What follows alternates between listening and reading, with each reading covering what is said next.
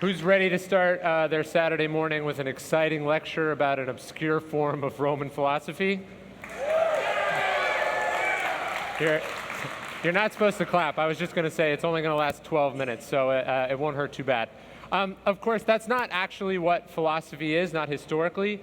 Philosophy has been the guide to the good life, right? It was what men and women of action used in the course of whatever it was that they did. You have Thoreau here. To be a philosopher is not merely to have subtle thoughts, nor even to found a school. It is to solve some of the problems of life, not only theoretically, but practically. And so that's what we're going to talk about today. I was introduced to the specific school of philosophy that we're going to talk about today. I was at a conference sort of just like this. I was about 18, 19 years old. I walked up to the speaker afterwards and I said, what book would you advise someone my age to read?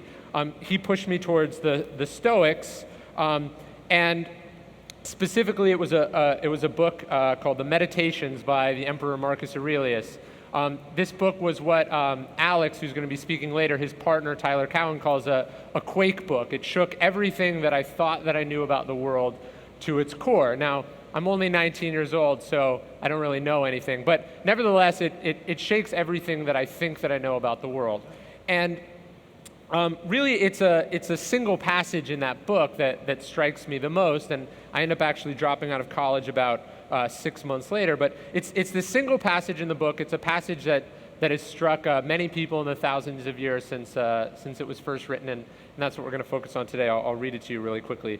Marcus Aurelius, writing to himself, we don't know where, it's about sometime around the year 100 AD. He could have been on the campaign trail, he could have been leading the Roman troops, he could have been sitting at the games at the Colosseum and writing to himself. But anyways, he says, our actions may be impeded, but there can be no impeding our intentions or dispositions, because we can accommodate and adapt. The mind adapts and converts to its own purposes the obstacle to our acting. And then he concludes with something that's become a bit of a maxim for me and many people. He said, the impediment to action advances action. What stands in the way becomes the way. And so what does he mean here? He's actually reciting, it's a spiritual exercise that sort of goes to the core of this philosophy of Stoicism, which is essentially that in any and all situations, no matter how good nor bad, there's the opportunity to practice virtue. And virtue can be a bit of a loaded, difficult word, so we'll replace it with excellence. It's a chance to practice excellence in one form or another, right? I'm coming here this morning, I get up early, I drive here, I give a talk to you guys. A lot of things can go wrong in that beginning to end. And each one of those things, whether it's getting behind someone in traffic, whether it's massive technical difficulties, whether it's a horrible heckling audience that boos me off the stage, right? All of these things are chances for me to practice something that maybe I wouldn't have wanted to or I wouldn't have intended to practice, but they're opportunities nevertheless.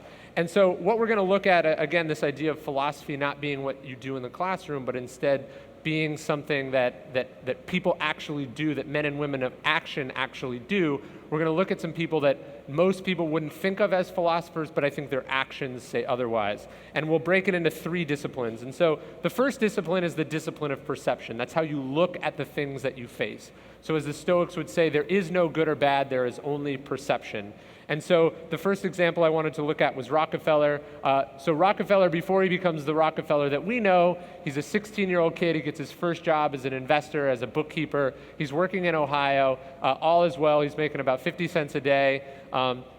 He already begins tithing 10% of his income.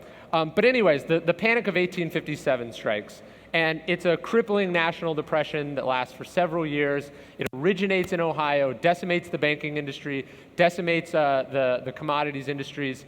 And you'd think this is probably the worst thing that could possibly happen, especially to an inspiring investor. But in fact, Rockefeller decides that this is actually an opportunity. This is something where he can learn from the market at its absolute worst. And that's basically what he does. He sees this as as a sort of formative period of study for him. He calls it here an apprenticeship in difficulty.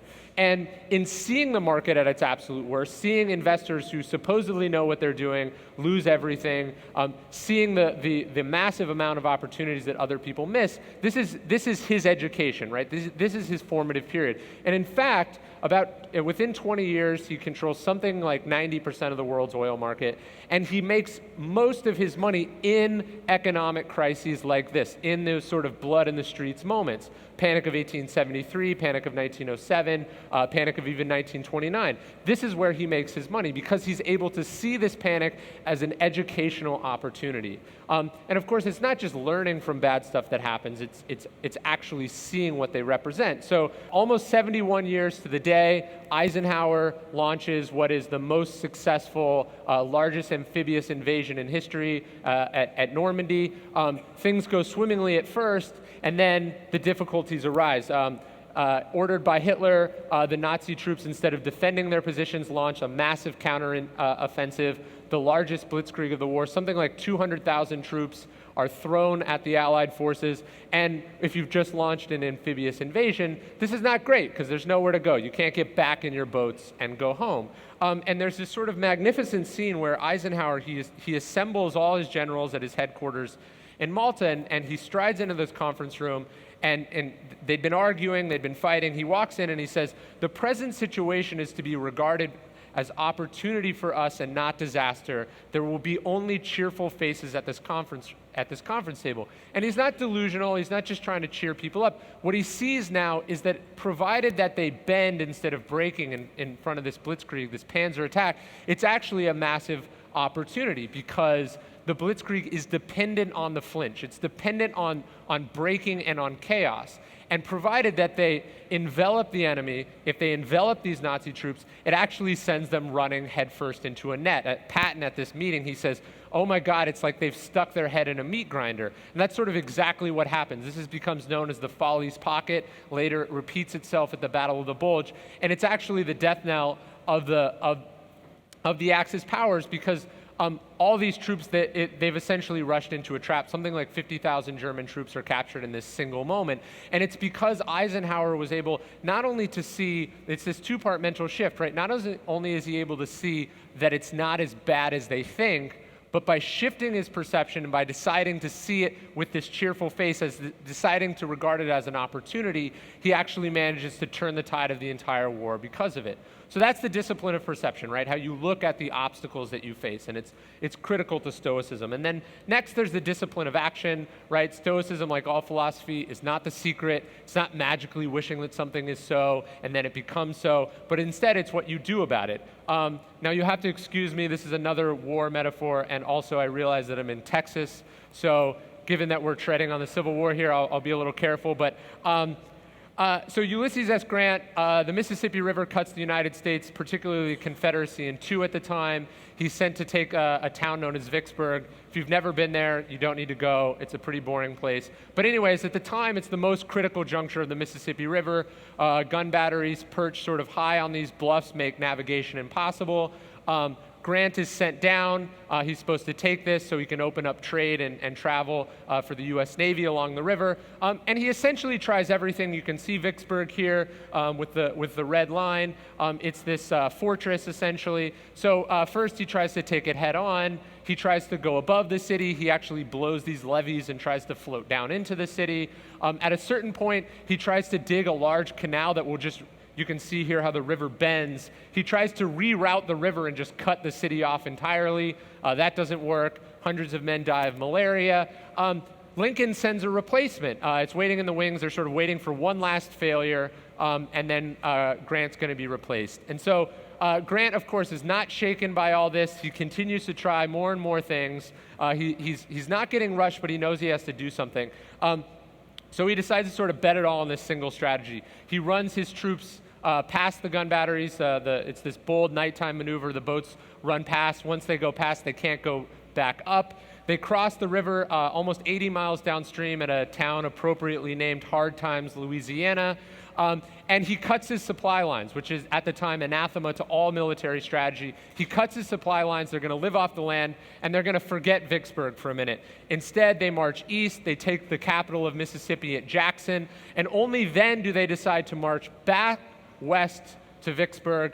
And then you can sort of see where this is going, right? A fortress is really great when the enemy's trying to get in. Now, when they come from the other direction, you're trapped inside your own fortress, which is really bad. So he takes it, and what he learns here in this moment is essentially the importance of persistence, the importance of creativity and not being rattled. And then here, I propose to fight it out on this line if it takes all summer. And then the discipline of will, which is the sort of third and most important discipline, which is that we don't control what happens to us, we control how we respond. So Edison, he's 67, long day at his factory. He comes home, he's sitting down to dinner, they rush in. I'm sorry, the factory's on fire. So he rushes back to work and he finds his son, who is obviously heartbroken at this idea. He's a total mess. And Edison sort of utters these immortal words. He says, go get your mother and all her friends. They'll never see a fire like this again. And he's right. Not only are the buildings not insured, so it's not going to happen again, but more importantly, he stores all these weird chemicals in the building. So the fire, it's this weird, beautiful fire. It's all these different colors. And this is what he's saying, and he's not, lost his mind. In fact, this fire invigorates him. He says, I've been through a lot of things like this before. It prevents a man from being afflicted with ennui. He says this to a reporter the next day. He ends up taking $1 million loan from Henry Ford. He rebuilds the factory. It's the sort of the event later in life that gives Edison this sort of second act. It's this really magnificent scene, and it's the idea that, look, he doesn't control the fire. He can't put it out. Yeah, I think the fire truck at the time was drawn by a horse. So there's nothing he can do about it but control his response. And his response, I think, is pretty magnificent. And, of course, this is what all great people have done through history. Laura Ingalls Wilder. There's good in everything if only you look for it. Being a pioneer is horrible, right? No one actually wants to be a pioneer, but she saw it as this adventure. She saw it as an experience, a thing that she and her husband and their family could do together, and it later fuels her books. Jack Johnson faces horrible racism as a boxer, but in fact, it's the idea that he never gets rattled by it, and he almost enjoys it perversely. It's this smile that is almost the most demoralizing thing to his opponents. There's Theodore Roosevelt, born with crippling asthma. At the time, the treatment for asthma is to force children to smoke cigars. His response, the strenuous life, comes as a response to asthma. And then finally, there's James Stockdale, highest-ranking prisoner of war in Vietnam. He's shot down. As he's parachuting in, he realizes he's going to be the highest-ranking officer there. He's going to have to command his fellow soldiers and fellow prisoners. And he actually says to himself, as he's doing it, I'm leaving the world of technology and I'm entering the world of Epictetus, who's the other famous Roman Stoic. And so then I'll give you this last one. Marcus Aurelius, late in his reign, he becomes very sick. And as he's dealing with this sickness, a rumor spreads that he's going to die, and one of his generals attempts to lead a coup. He declares himself eligible for the throne. And Aurelius, instead of being upset by this, he decides that this is a chance to practice clemency and mercy on perhaps the largest scale that it's ever happened. This is a chance to teach a nation how to deal with a civil war. And so he says, we're going to march to forgive a man who has wronged one, to remain a friend to one who has transgressed friendship, to continue faithful to one who has broken faith. And so it's this inspiring example. It's something I think about when I face difficulties in my own life. And then we have Marcus Aurelius' words just as a summary for my talk that hopefully can provide some direction and solace to everyone here. These are the three disciplines, right? This is Stoicism in a nutshell. He says, objective judgment now at this very moment, unselfish action now at this very moment, willing acceptance now at this very moment of all external events, discipline of perception, discipline of action, discipline of will. That is all you need. So thank you very much. It's awesome to be here. Talk soon.